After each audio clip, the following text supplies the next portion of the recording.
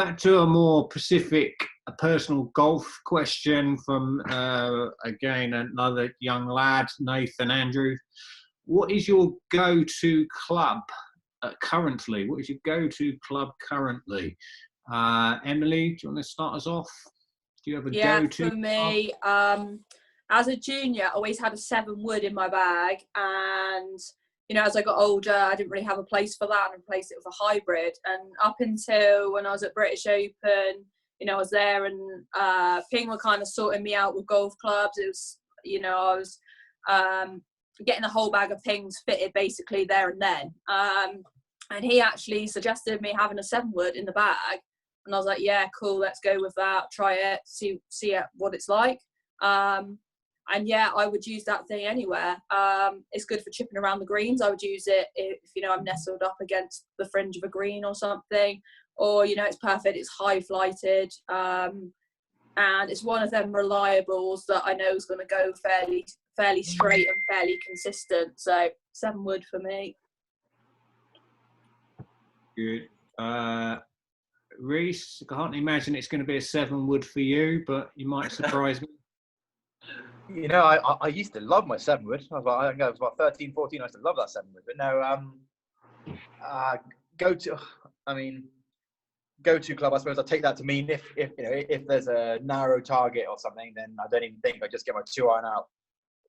Unless it's a 500-yard par 4, then I might hit driver. But yeah, usually I'll just hit like a 2-iron stinger. That would be my go-to club, or like a peg down squeeze cut with a driver. Either one of those would be like a standard go-to shot. Perfect. Harry, go-to club for yourself? All of them. If it's not a go-to club, then it's not in the bag. There you go. Confident answer from Mr. Hall there. I love that answer. Again, quite an in-depth question, the next one.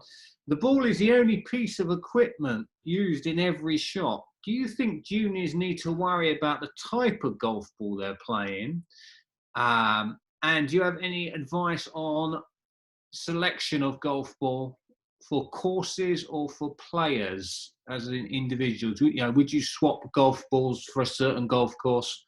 Or would you stick with the same golf ball all year round? So just some general advice on golf ball choice and selection. Harry, go on. You finished us off on that last one. You want to start us on this one? I think that's, changing golf balls, next level stuff that I'm starting to touch on regarding sea level or altitude and the spin rates and what works. But for a junior golfer, if you're not excited to find a Pro V1 in the rough, then you got something wrong with you. I remember being, 8 to 14. If I found the tightest ball, then I would, wash it, put it in the bag, and use it in the next competition. I think that's very important. I think especially if you're probably 15 handicap and less, or 10, if you haven't got a Vokey wedge or a good Callaway wedge and a nice Callaway ball, or a good golf ball, then you're not going to have the same results from around the greens. And I think that's why I was so good.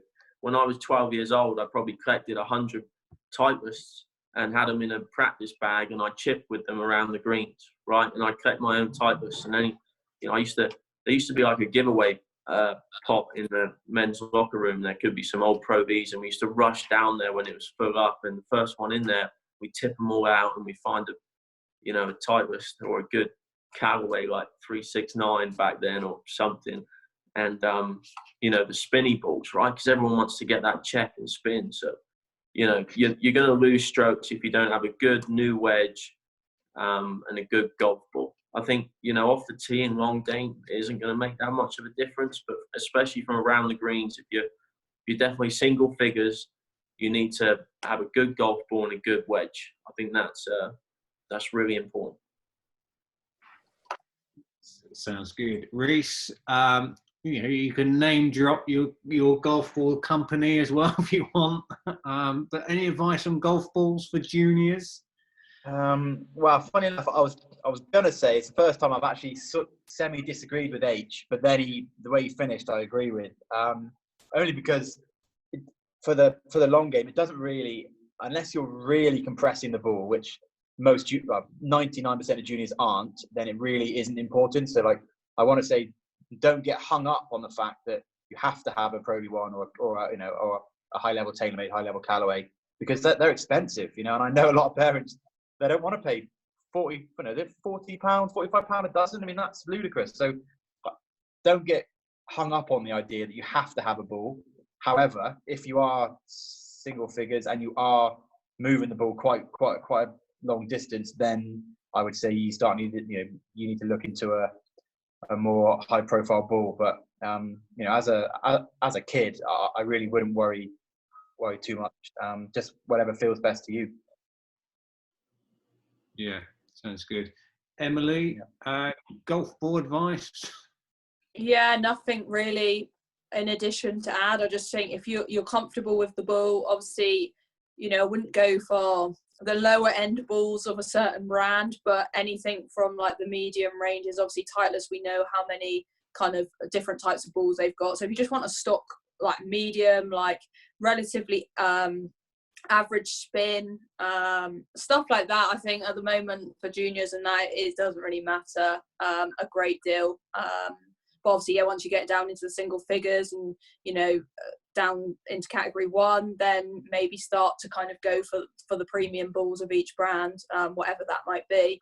But yeah, do love looking in a bush for like golf balls and that people have lost. There is such a pleasure in finding something that someone else couldn't find. What ball do you use, Emily? I actually swapped, and obviously if this year I'd gone, so I've been like, you know, the Titleist loyalty kind of thing that they do. So I was Pro Vs, and now I've gone for the X's. So started the season with the X's, and obviously I was just going to kind of trial them out and see if I felt there was any difference between the Pro V and the Pro V1X. But obviously this season has been quite short, but obviously I'll get going with the X, so I'll see if there's a noticeable difference between those two. Rhys, what about you? Because they changed the Pro V1X and the Pro V1's profiles, didn't they, like a couple of years ago, and the X is now the highest spinning one, right? Yeah, exactly. They flipped it. I was actually just going to say, can I add? So I actually moved from the Pro V1X. I used Pro V1X from when I was 13 all the way up till 2 years ago.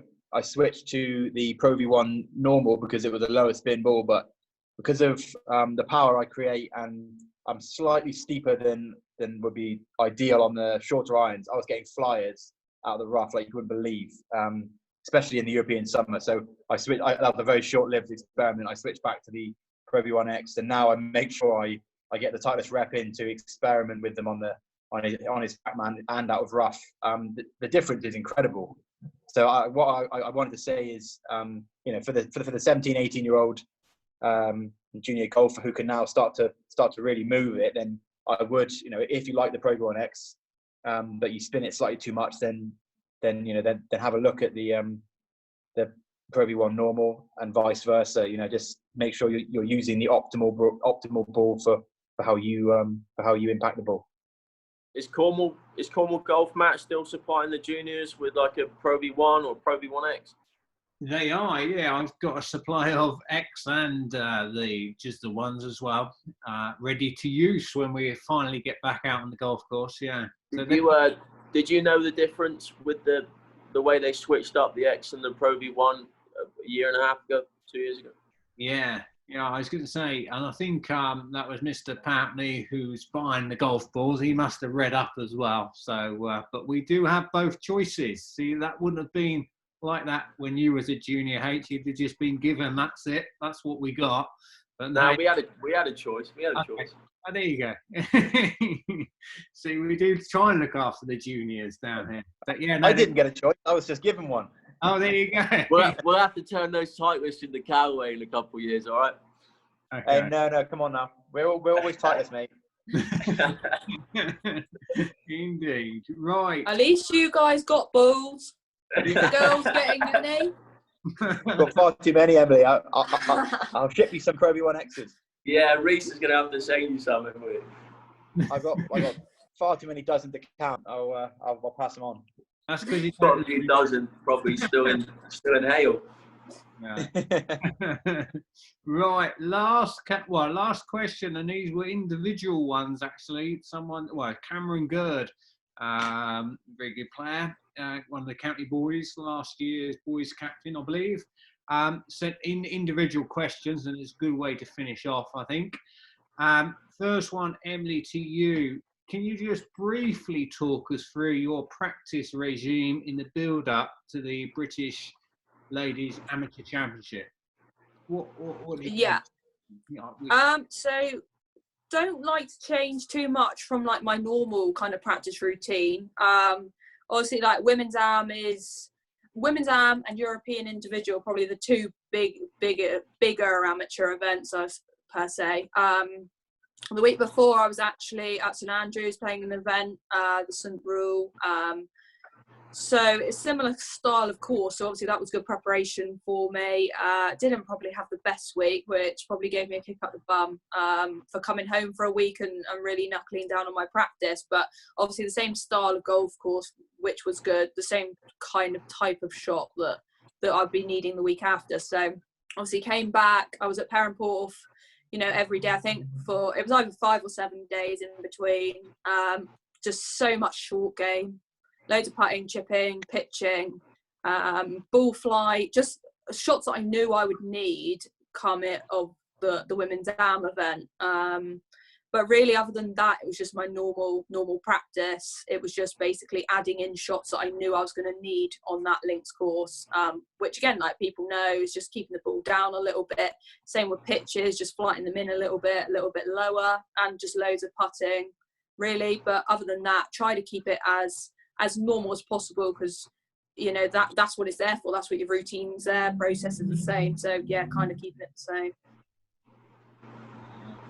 And as you said, if you've got a good routine and processes beforehand, it really is a case of just the same again, with a slight adaptation of shot selection you might need. So yeah, very, very good. Harry, different question, obviously, from Cameron to you, and that was, what was the best bit of the Walker Cup experience? It's good that Emily mentioned about routines. I think the best thing that I took from the Walker Cup was the fact that, the best thing was playing in front of,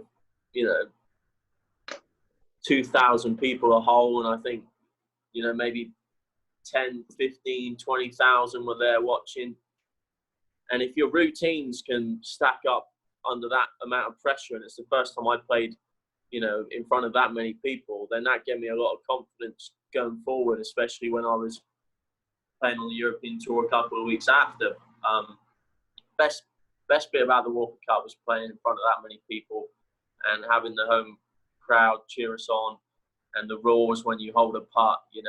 That was the first kind of experience I had playing in front of that arena, because in amateur golf there aren't many people watching, especially at the junior level. And so yeah, just in that amphitheatre, that was fantastic. And I think the best thing though was getting into that team, something that I wanted when I was a very small kid, walking through West Cornwall and seeing all the memorabilia of Jim Barnes and Phil Rowe playing in the Walker Cup and all his achievements. And it was something I wanted to tick off the list.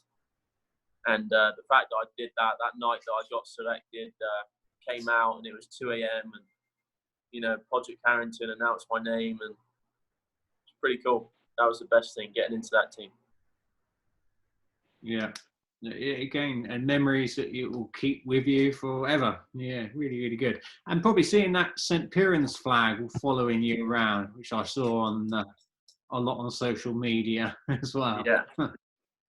Yeah, I think I've just sent a few out actually. So those that are watching and went to the Walker Cup, you should be getting a photograph and a little letter. So I sent those out a couple of weeks ago. So I think they're at West Cornwall Golf Club at the moment. Perfect. Rhys, your question was, which tournament did you enjoy the most? The US Open or our Open Championships? Pebble Beach. that's a nasty question. That I think if it had been anywhere else other than Pebble, and given what went on, I would have always said the Open. But Pebble was just so awesome. But I think in general, playing in front of being able to play in front of friends and family at the Open that is awesome. To have that support, as Harry said, when there's people in the crowd who have come from, obviously because I play for in front of the Cornwall flag and the Wales flag, it's nice to have support from both ends, and being at the Open, you get a lot more support from people who've come down from all over the country to watch and support, which is awesome. And from that standpoint, the Open is just an amazing experience. And as a proud Brit, that would be the one I would love to win the Open. But the Pebble Beach was just incredible. But so it's a toss up. What major would you want to win at all four, Rhys? Yeah, I've always thought it would be the Open, but I think it'd be the Masters, even though it's a smaller field. It just seems like a more prestigious club, So either the Open or the Masters would be with I should pick a favourite. I can't at the moment. I would take either, but it's hard to say, mate. What about you, Emily? What major would you want to win out? How many are there? Are there 5?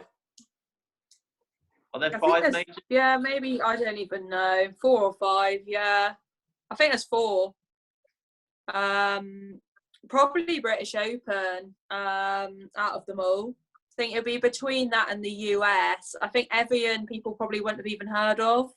And the A&A, obviously based over in America, again, is probably because of the way women's golf is, you kind of don't really hear about these events or see them or anything. So definitely for me, British Open. But yeah, US Open would be cool too. You can follow in Georgia Hall's footsteps, right? Because she won the British Amateur and then won the British Open, didn't she? A couple of years later. Yeah, she won Women's Am in 2013, so 6 years apart. So I've got myself another 5 years to try and get my hands on the Open. And have you played in your Open yet, having won the British Amateur? Yeah. Yeah, so I played in it last year when it was at Woburn. So for me, I would have loved to have been played on a true links because it's what I know, it's what I play here. And stuff, so that was a bit of a shame, really. But yeah, played at Woburn. It was good again. All the family and friends came up. And it was just surreal and cool experience. Awesome. How did you feel that your game stacked up in comparison to the other top ladies? Did they hit it much any further than you, or any sharper? What did you feel like you gained from that? I thought I hit it quite short actually now. I thought that was going to hold me back. Obviously, when you're coming in with a 6-iron into, hard greens that are really quick, speedy, I thought that was going to be my issue. And I had an issue when I went and played in Abu Dhabi in an LET event a couple of years before. But that really, the 2 playing partners I was with, I was, up with them. We all 3 of us were pretty similar. I was playing with a Korean girl who had won a major championship before, and it was just robotic, to be honest. Distance control with wedges, 8-irons was just so sharp. It wasn't even, dispersion. I would love to know what it was, because it was just literally no ball, no shape on the ball. And she could go at flags that I couldn't even dream of going at, because, I would end up short-siding myself in a bunker. So I think for short distance control is somewhere to improve, but not only with wedges, is up 8-irons to 6-iron kind of range too. But yeah, it was impressive to watch. Yeah, it's a different sort of game, isn't it? Comparing the men's and the women's games, it is different. Like the way the courses are set up and how you guys play it is quite different. I had the privilege. I found it was quite a lot. Go on, Em. I was going to say, it was set up at 6-7, which obviously for you guys is like nothing.